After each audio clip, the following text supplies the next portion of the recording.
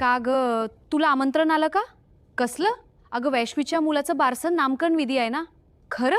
मला अजून फोन नाही आणि व्हॉट्सॲपलाही निमंत्रण नाही. अगं मला कालच आले. खरंच? पण एक गंमत सांगू, मला ते आमंत्रण एवढं आवडलं ना, एवढं स्पष्ट आमंत्रण मी आयुष्यात कुठेच बघितलं नाही. स्पष्ट आमंत्रण म्हणजे काय ग? थांब, तुला व्हिडिओ दाखवते. हे बघ. अरे बाळा, तुझं नाव काय? अरे दीदी, माझं नावच अजून ठेवलं नाही. मग मी कोण हे कसं सांगू? हो, म्हणून आम्ही तुझं नामकरण सोहळा ठेवला आहे.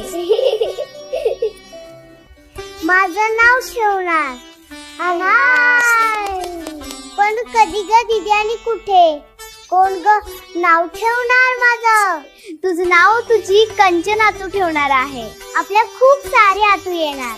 सोमवारी 25 तारखेला दुपारी 12 वाजता.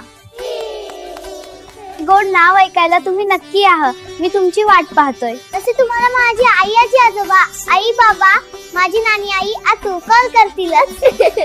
आणि हो, तुम्ही येताना बाळाला सोनं चांदी खूप महाग झालं, म्हणून सोनं चांदीचे वस्तू, खेळणी, ड्रेस हे आणू नका.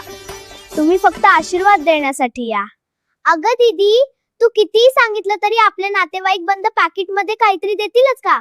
हो, अगदी दी, मोदींनी सांगितले प्रवास करू नका, पेट्रोलची बचत करा. त्यामुळे तुम्ही आले नाही तर आम्ही राग मानणार नाही. तुमचा आशीर्वाद शुभेच्या मोबाईलवर पाठवा. त्यामुळे कोणाला आमंत्रण आले नसेल तर राग मानू नका आणि देशाची काळजी घ्या. पुण्याचे लोक पण एवढं स्पष्ट आमंत्रण देत नसतील. खूप छान आहे गं, खरंच असंच पाहिजे स्पष्ट आमंत्रण. हो ना, लोक मनात विचार करतात यानी तर थेट व्हिडिओत सांगितलं. अग वैष्णवीचा कॉल. हॅलो, कशी आहेस? कॉल करायला उशीर झाला. बोल वैष्णवी, 100 वर्ष आयुष्य तुझीच आठवण काढत होतो. काय मग, कार्यक्रमाला हो, येणार हो. ना? वेळेवर या, उशीर करू नका. हो हो, नक्की येऊ. आमंत्रण व्हिडिओ भेटला ना? व्हिडिओ बघितला ग? काय तुमच्या त्या पोरी भारी आमंत्रण देतात. खूप आवडला व्हिडिओ. हो हो, नक्की येऊ. बाय. सगळे जावे अधिक माससाठी येणार आहेत. त्या कार्यक्रमात नामकरण कार्यक्रम ठेवला. तुम्ही नक्की या. हो, आणि काळजी करू नकोस, पाकिट घेऊनच येऊ.